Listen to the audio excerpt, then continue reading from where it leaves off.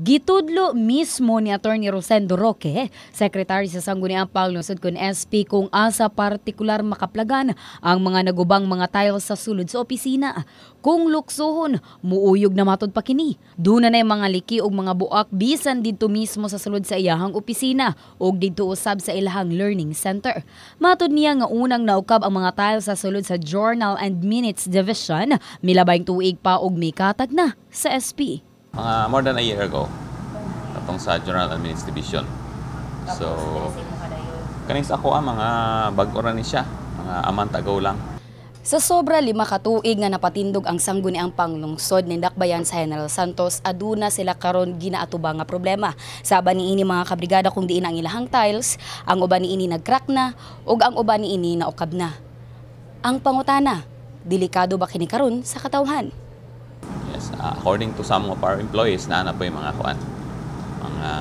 tao nga accidentally tumba kay siyempre wala nila napansin nga naikuan na iniulbo nga tiles. Milabayng simana, matod sa City Engineering Office nga ilan ang gi-inspect ang maong mga tiles. Nasayran nga bisan sa sulod sa session hall sa second floor, aduna nay mga guba og mga buak ang mga tiles.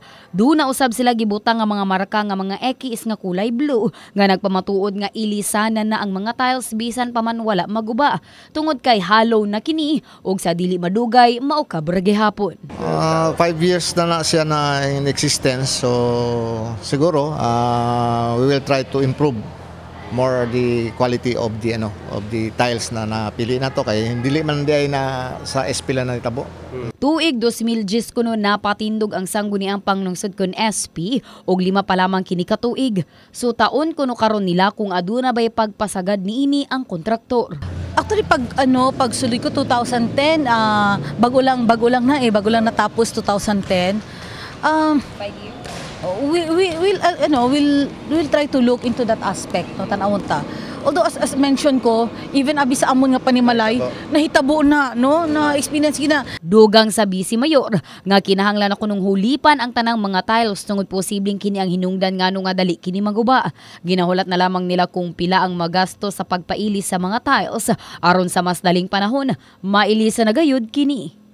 Abi Lorenzo, Brigada News.